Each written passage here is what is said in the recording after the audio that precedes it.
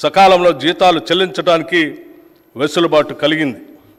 ఈ సంవత్సరం మార్చి నెల నుండి 3.69 లక్షల ప్రభుత్వ ఉద్యోగులకు, 2.87 లక్షల పెన్షన్దారులకు క్రమం తప్పకుండా ప్రతి నెల మొదటి తారీఖున జీతాలు పెన్షన్లు చెల్లించడానికి మా ప్రభుత్వం చర్యలు తీసుకుంది.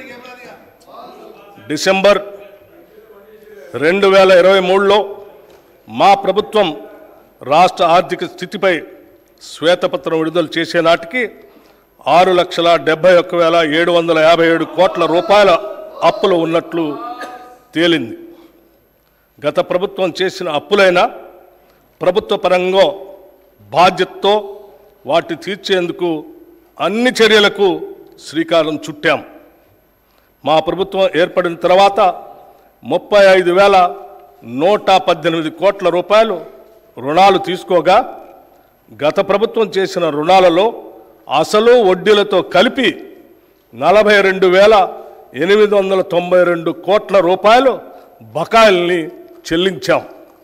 అంటే మా ప్రభుత్వం తీసుకున్న రుణాల కన్నా 7,774 కోట్ల రూపాయలు ఎక్కువగా రుణాలు ఈ కొద్ది నెలల్లోనే చెల్లించడం ద్వారా మా చిత్తశుద్ధి అర్థమవుతుంది. గత ప్రభుత్వం నిర్వాహకం వల్ల చివరికి అప్పులు కట్టడానికి కూడా అప్పులు తీసుకునే పరిస్థితికి రాష్ట్రం దిగజారింది. రాష్ట్ర ఆర్థిక పరిస్థితి ఎంత క్లిష్టంగా ఉన్నా సంక్షేమాన్ని మాత్రం మేము విస్మరించలేదు. డిసెంబర్ నుండి నేటి వరకు 34,579 కోట్ల రూపాయలు వివిధ పథకాలపై ఖర్చు చేశాం. ఈ పథకాల్లో ముఖ్యమైనవి మహిళలకు ఉచిత బస్సు ప్రయాణం, 200 యూనిట్ల ఉచిత కరెంట్, రైతు భరోసా, బియ్యంపై సబ్సిడీలు మరియు చేయూత. సంక్షేమంతో పాటు మూలధన వ్యయానికి క్యాపిటల్ ఎక్స్పెండిచర్ కూడా అదనంగా 19,456 కోట్ల రూపాయలు ఖర్చు చేశాం.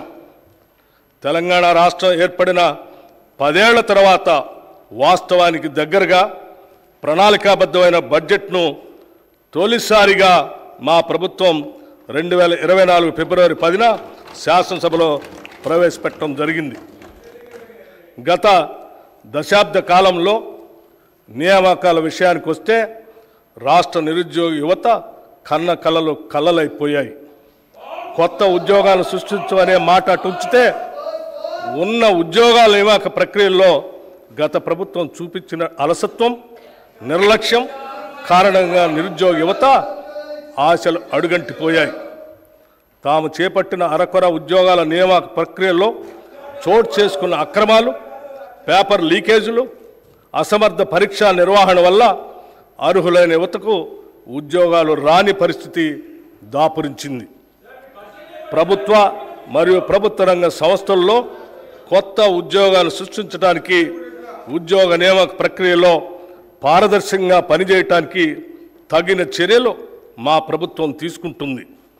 తెలంగాణ పబ్లిక్ సర్వీస్ కమిషన్ సంస్థను సమూలంగా